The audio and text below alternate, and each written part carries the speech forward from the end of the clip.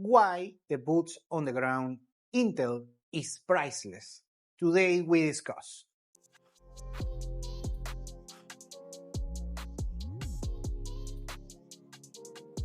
Welcome to Continental Insider, the offshore consulting service for expats, digital nomads, entrepreneurs, investors, and related internationals with a boots on the ground approach. For more information, please check out continentalinsider.com.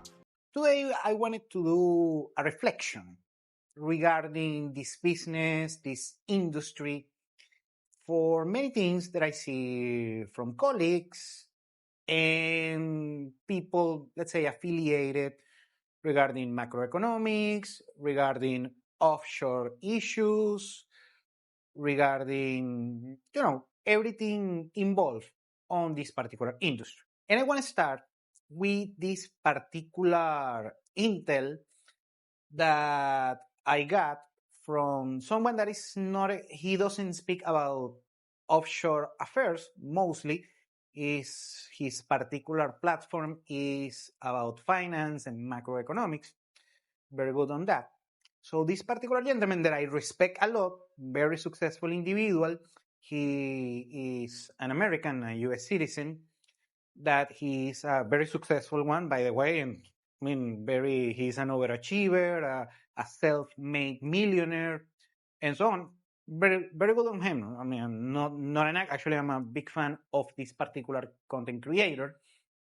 But he was saying something that on his particular live streams and content that he creates. Cool on that. This particular gentleman lived in Colombia. So, and he gave a terrible piece of advice for, it was a terrible piece of advice that, and that's why I wanted to do this video and why you have to be careful regarding the boots on the ground. Here's what he said. That this particular, like I said, he's a very successful American man. He's a self-made millionaire, but the money, he became millionaire in the United States. So, of course, the typical rags to riches story that you have in the US, that, of course, lower middle class, went to college. And this particular gentleman, I don't think, and he mentioned that he didn't went to college. He was an entrepreneur, became a successful entrepreneur, and good on him. I mean, became a millionaire, of course, and he moved to Colombia.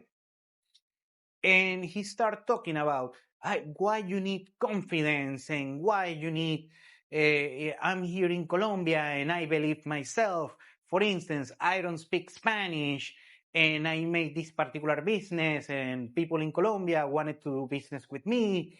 And also I date beautiful Colombian women and I don't speak Spanish. So you just have to believe in yourself and trust and whatever and rah, rah, rah, rah. And first, I have to say, if you're watching this, let's say that's your particular plan, you're an American or a European that wants to go to Colombia, let's say, or other part in Latin America, in order to get, your ducks on a row correctly, your facts straight, is that was a terrible advice. Here's what really happened. And I don't live in Colombia, but of course, I have a lot of experience regarding, dealing with Colombians. Of course, my first language is Spanish, just like in Colombia. And also, of course, I know a bunch of Colombians, and I've been in Colombia several times. Here's what really happened. This particular gentleman, he is a millionaire, an American millionaire, and this particular gentleman also is relatively good looking, tall, handsome, and an American millionaire. And that's why he was, quote unquote, successful in Colombia. It's not because something that has to do with believing in yourself and trust you and have your guts, blah, blah, blah, blah, blah, blah. First, he doesn't even speak Spanish, this particular content creator. Very successful one. So I was laughing. And this particular man is a millionaire and also a bona fide, a very successful person. So he's very trustworthy. This particular, I like him. Actually, I follow him a lot. I watch a bunch of his content, and on macroeconomics, he is very good. But regarding boots on the ground, is a terrible advice. Regarding this particular issue, the gentleman he became a millionaire in the United States. That's the first thing, because the United States is one of the few countries that you can become a millionaire from scratch, and is one of the easiest place, probably the easiest place that someone who is not rich can become rich. For instance, I met a millionaire dental assistants, people like that. In the rest of the world, especially in Latin America, that is not going to happen. It's very, very unlikely. It's next to impossible because for instance, Latin America, but that happens on the rest of the world, but just focus on Latin America, it's next to impossible to become a millionaire if you don't come from a millionaire family or you're not a high performance athlete, something like that, or you become a dealer. Let's put it like this. I mean, I'm not saying it's impossible, of course, but the issue is the synergy opportunities, the market, uh, those opportunities for synergy in the market, they are not there. You are not going to become a millionaire with this successful entrepreneur mindset, or go, like Gary Vaynerchuk or Alex or Mosi, people like that.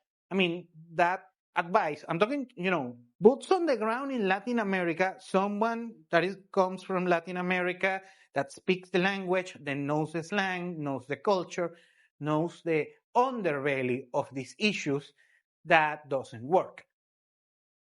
Okay, I want to clarify that. And going back to this particular gentleman, advice is that what happens in Latin America, especially in Colombia, other countries in Latin America happens, but in Colombia it's very prevalent, is that in Latin America, compared to the United States, that, by the way, I love the United States and I love American people and entrepreneurs, I deal with them all the time. But what happens is that in the United States and a handful of other Western countries, what is valued over there in the market are skills. And that's, a very good thing. I mean, something that in the rest of the world should learn. But in Latin America, what is valued is not your skills, is your wealth, your position, your socio-economic status. It's not what you do, it's what you have. Yet again, I've seen this many times, but I'm gonna say it yet again. So on the particular case of this American gentleman, they are not valuing that he trusts himself and he's a self-made entrepreneur. No, they value that he's an American. The women value that he's a good-looking American, and that's it. It's not value. I mean, he lives in Colombia and he doesn't speak Spanish, according to him.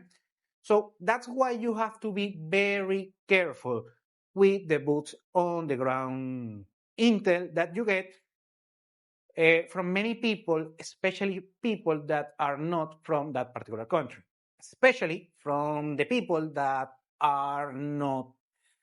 doesn't come from that particular area of the world. Now, I'm not going to say every American, every European that goes to Latin America or Eastern Europe or Southeast Asia is not valuable. It's very, very valuable. And they give a bunch of advice. I mean, I have several friends and content creators and colleagues that do something similar, and they come from one country. They get ingrained, accustomed to that other country or other region of the world. They speak the language. They also know these particular cultural intangibles from that particular country. However, in many cases, that is not what it happens. Because what happens is, I'm seeing many cases. I mean, I'm not saying every Western that goes to an undeveloped country and, build some rapport over there. I'm not saying they are wrong. And actually, depending on your particular perspective, they can give you some insight that a local can do it. Very good on that. I'm not bashing that kind of people, not at all. However, you have to be careful on those, for instance, on this particular case that I mentioned, the American in Colombia, because what happens is that the experience that you are going to have on these particular countries is going to be within a bubble. It's going to be on a vacuum. That happens a lot, for instance, with many expats, and I've seen this many times, that it's a meme, it's laughable. Actually, for instance, when you see this particular list of best cities to live all over the world, and they put Helsinki, they put Vancouver, things like that, it's because the particular people giving their take on such cities are people that are pandered by their multinational company.